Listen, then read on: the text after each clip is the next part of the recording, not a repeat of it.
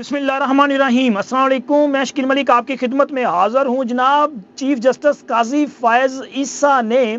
سابق D G I S I general Faiz Hameed کے خلاف ایک بڑی ڈائریکشن دے دی ہے، ہدایت دے دی ہے کہ موصوف کا کورٹ مارشل کیا جائے۔ عدالت نے یہ جو ہدایت جاری کی ہے، یہ درخواست گزار کو بتایا ہے کہ جناب علی آپ کو یہاں آنے کی ضرورت نہیں ہے، کہیں اور چلے جائیں اور وہاں پہ جا کے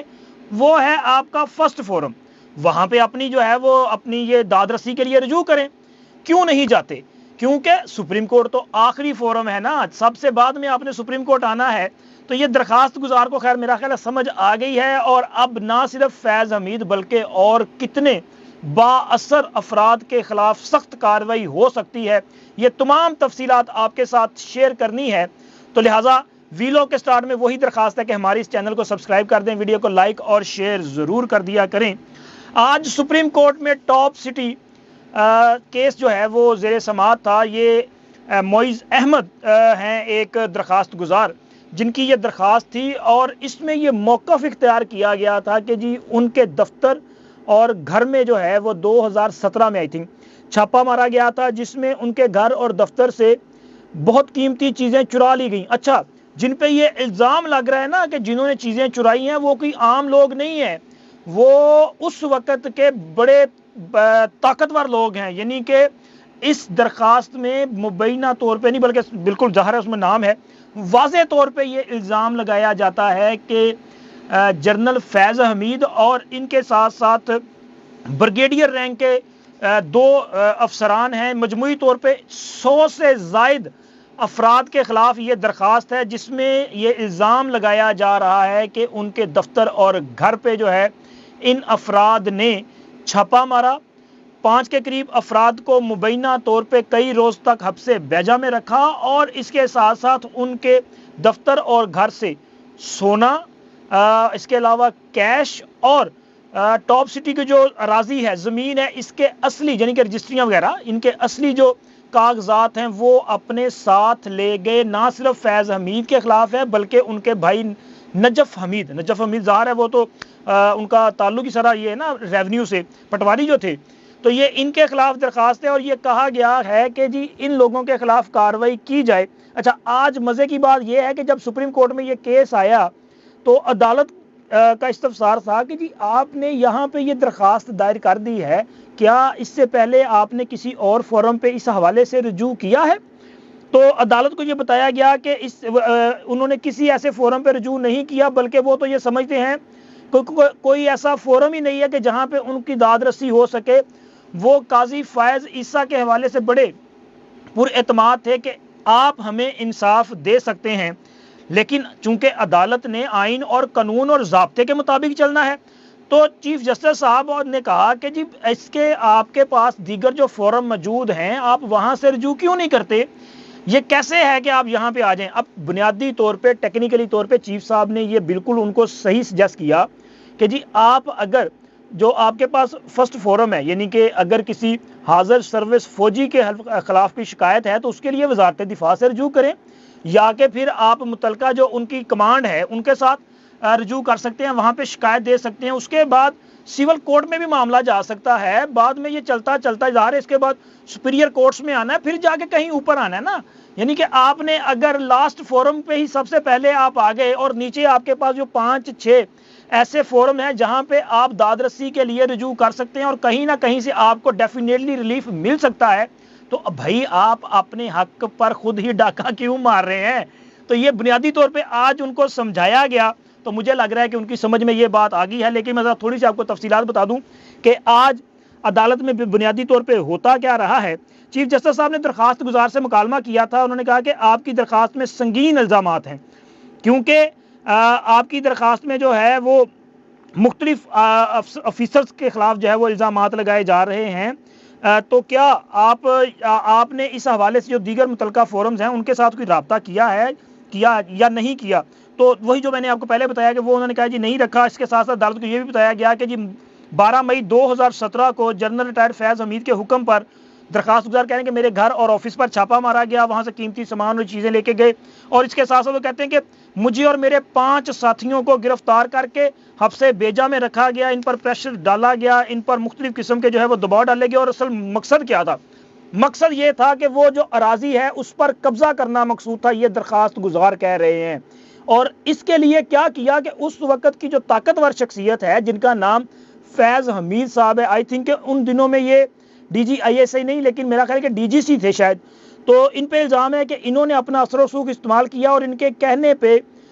2 بریگیڈیئرز جو ہیں ان کے نام ہے اس میں، دیگر اور لوگ ہیں، اور کوئی 100 کے قریب افراد ہیں، اور ان کے بارے میں یہ کہا جا رہا ہے کہ یہ تمام لوگ جو ہیں یہ آرمڈ فورسز سے لوگ تھے جنہوں نے کارروائی کی۔ حالانکہ یہاں پہ یہ سوال بھی پیدا ہوتا ہے کہ کیا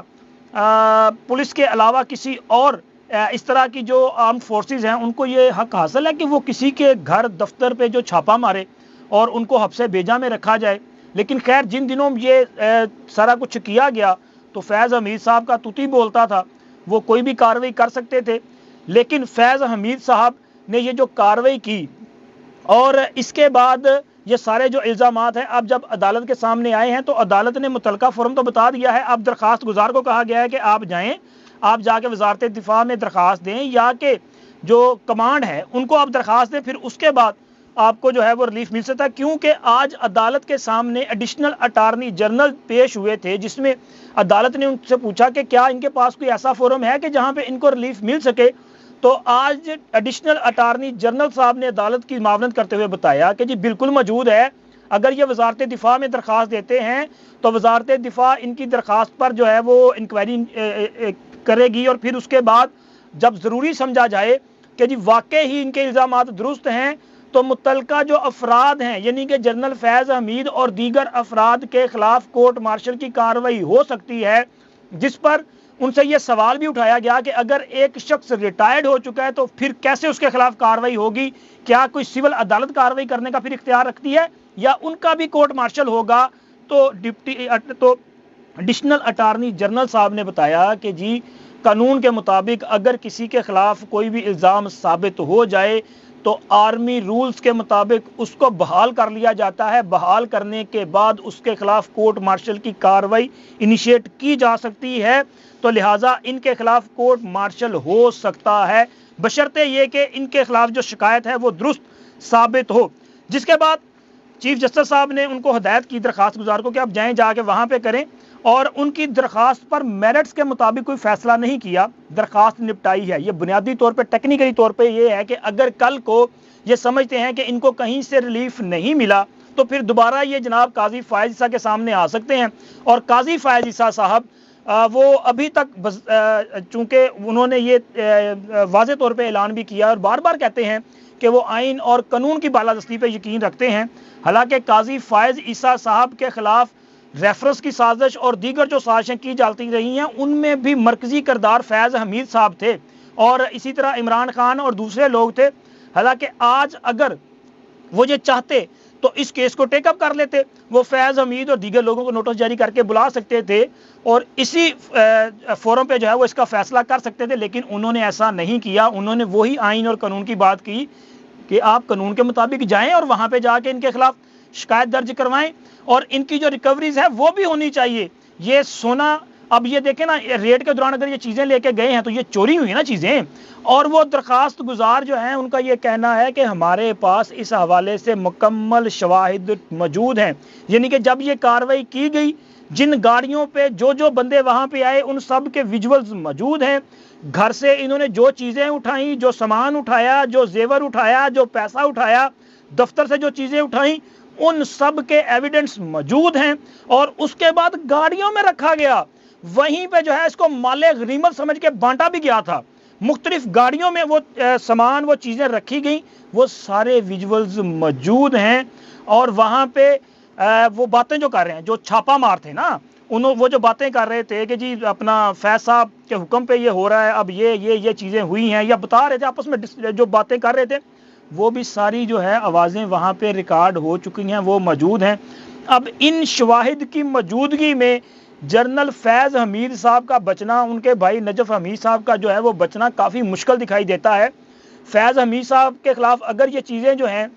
اس پر انکوائری شروع کر لی گئی اور یہ چیزیں ثابت ہو گئی تو پھر اس کا صاف وہ کیا کہتے ہیں جواب ہے کہ جناب فیض حمید صاحب کے خلاف پھر کورٹ مارشل ہوگا۔ نجف حمید صاحب جنہوں نے کہ ان کے بارے میں تو ماشاءاللہ آپ چکوال میں بڑی بڑی سٹوریاں ہیں، بڑے بڑے خونچے ہیں، اتنی زمین اور جائیداد انہوں نے بنائی ہے، یہ سارا کہاں سے آیا ہے؟ یہ ساری چیزیں جو ہے اگر انویسٹیگیٹ کر لی جائیں تو پھر فیض حمید اور نجف حمید اور باقی یہ پورا جو گینگ ہے، یعنی کہ یہ کاروائی جو کی گئی ہے یہ ثابت کرتی ہے یہ پورا ایک گینگ تھا نا۔ تو اس پورے گینگ کی جب پکڑ ہوگی تو جناب مجھے لگ رہا ہے کہ ایسے ہولناک قسم کے انکشافات سامنے آئیں گے کہ آپ کانوں کو ہاتھ لگائیں گے کہ یار یہ اس قسم کے لوگ تھے، یہ کاروائیاں کرتے رہے ہیں اور ان لوگوں نے اپنے پاورز میں ہوتے ہوئے اپنے اختیارات کا بڑا بے دریغ استعمال کیا ہے۔ قاضی فائز عیسیٰ صاحب جو ہیں ان کی وہ جو برداشت ہے اس کو سلام پیش کیا جانا چاہیے کہ ان کے پاس بارہا قاضی صاحب کے سامنے یہ فیض حمید صاحب کے، عمران خان صاحب کے کیسز آ رہے ہیں لیکن وہ بڑے ضبط کا مظاہرہ کر رہے ہیں، وہ ذرا سی بھی ان کے کیسز کی سماعت کے دوران یا دیگر مقامات پہ کوئی انتقام کی بو نہیں آتی، وہ آئین اور قانون کے مطابق چلتے ہیں۔ فیض حمید کا معاملہ دیکھیں قانون کے مطابق وہاں پہ جا عمران خان کا کیس آیا یہ نیب ترامیم کا، عمران خان 5 اگست کے بعد ابھی تک جیل سے باہر نہیں آیا اور انہوں نے اس کیس کی سماعت اب دوبارہ جب ہیرنگ ہونی ہے تو انہوں نے اس سے پہلے نوٹس جاری کیا کہ چونکہ مین کیس میں جو مین پٹیشنر ہیں وہ عمران خان نیازی ہیں تو لہٰذا انہوں نے سپرنٹینڈنٹ جیل کو حکم دیا کہ اگر عمران نیازی اس کیس میں ان پرسن پیش ہونا چاہیں تو ان کو فیسیلیٹیٹ کیا جائے۔ تو یہ ایک بڑا ریلیف ہے یار، مطلب آپ جب اقتدار میں تھے تو اپنا ذرا ظرف چیک کریں اور قاضی فائز عیسیٰ کا ظرف چیک کریں کہ وہ